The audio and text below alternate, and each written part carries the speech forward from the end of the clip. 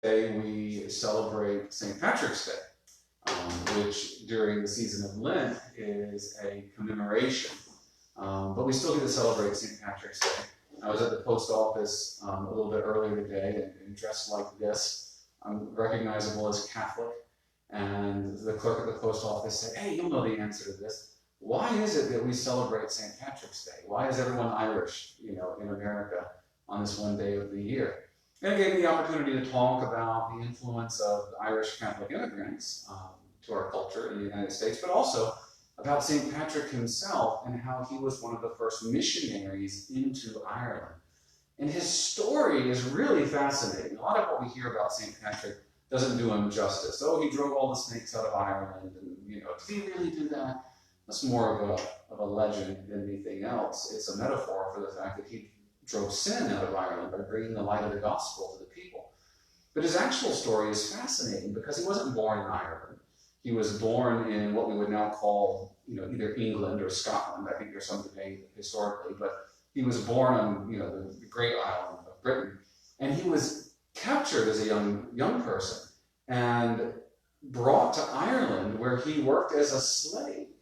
He was enslaved in Ireland, which at that time was a pagan country. Now, eventually, he found freedom, and he went back home, and he went to the European continent. He was educated. He was ordained a priest. He was ordained a bishop.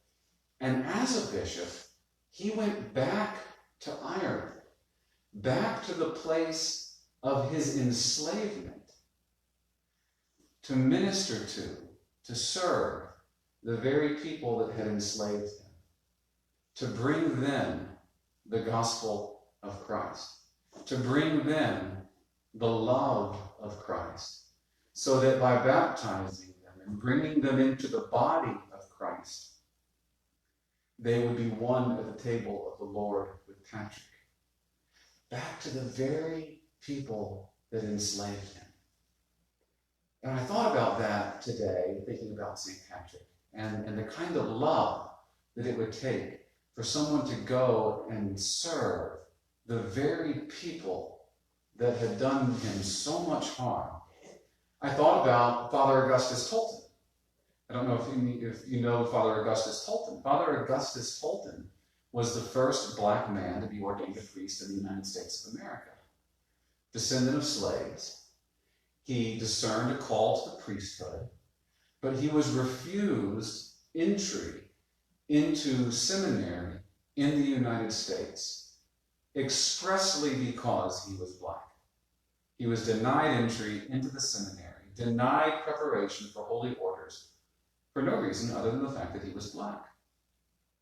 But he knew that this was what God was calling him to do.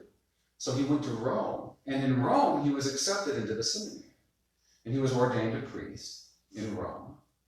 And then Father Tolton came back to the United States to serve as priest, to minister to the very people that denied him entry into seminary to begin with, to bring them the gospel, to bring them the love of Christ.